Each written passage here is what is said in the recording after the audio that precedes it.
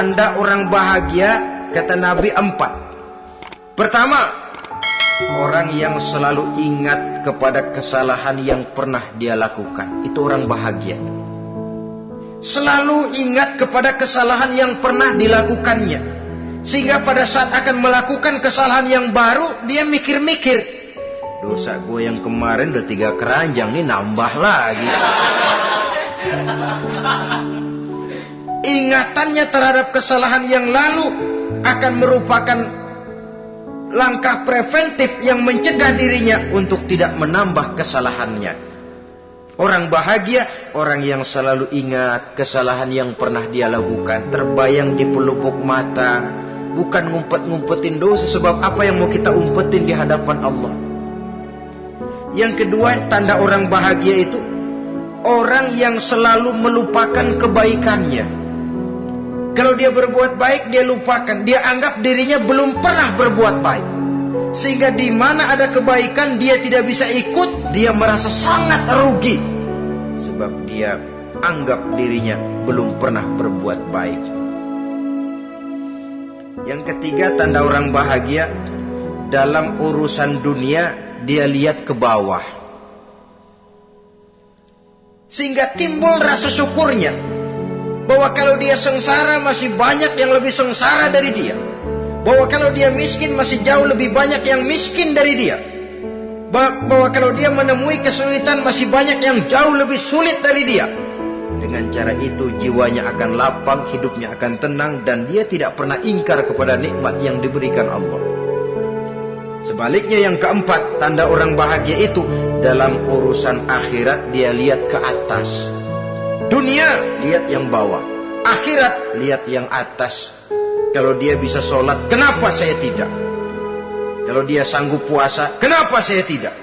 Kalau dia bisa baca Quran, kenapa saya tidak?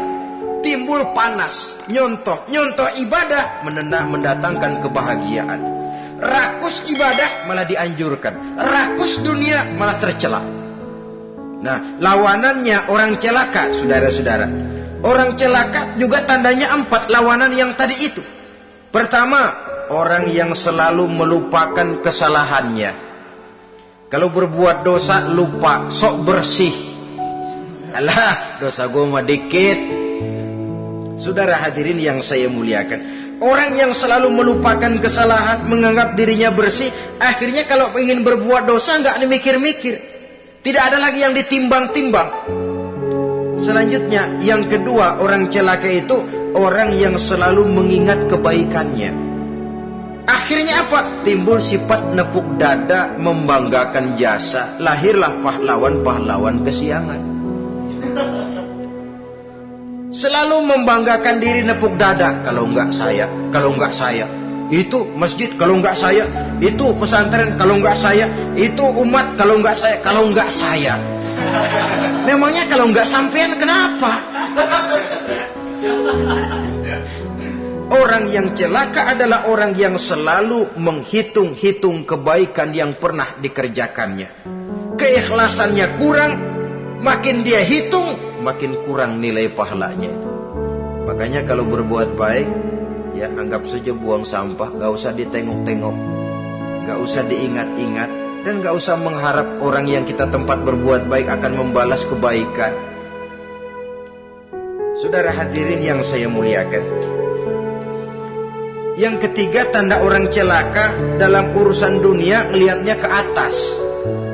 Panasnya timbul, syirik dan dengkinya naik, rakusnya jadi.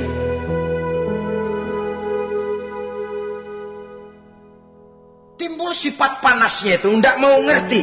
Kalau tetangga saya bisa beli kulkas, kenapa saya tidak? Kalau tetangga saya bisa beli motor, kenapa saya tidak? Kalau tetangga saya bisa beli mobil, kenapa saya tidak? Gaji nggak cukup, tuyul piara.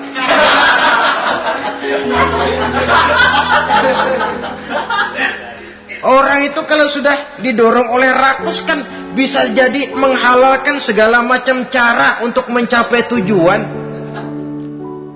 Dibakar oleh sifat tamak dan rakus bin serakah. Nah, kalau sudah didorong oleh rasa rakus, yang segera tersingkir, pertama rasa malu. Orang kalau sudah rakus nggak ada malunya, rasa malunya hilang. Padahal syarat jadi orang itu kan kalau punya rasa malu. Nggak punya rasa malu, kurang syarat jadi orang. Akan bagaimana jadinya masyarakat, bahkan bangsa dan negara, kalau rakyatnya sudah tidak punya rasa malu. Yang kedua, rasa takut hilang, terutama takut kepada Allah. Sirna sama sekali. Sudah tujuan menghalalkan cara.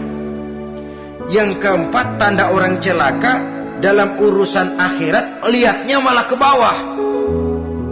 Kenapa kamu enggak sholat? Itu bapak Ano yang tuaan, enggak, saya enggak lagi.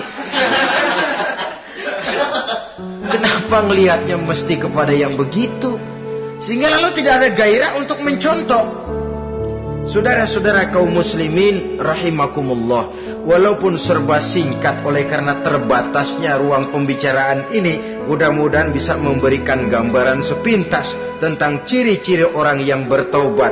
Dengan harapan, marilah kita menjadi orang yang bertaubat sebenarnya, dengan ciri menyesal terhadap dosa yang pernah kita lakukan, meninggalkan perbuatan jahat, dan berjanji tidak akan mengulangi lagi perbuatan jahat itu.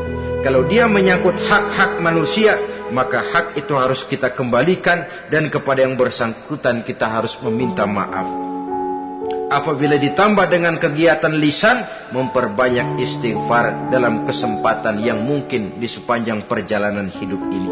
Ini sajalah yang kita bicarakan pada pertemuan kali ini. Terima kasih atas segala perhatian. Mohon maaf atas segala kekurangan. Usikum wa nafsi bitaqwallah.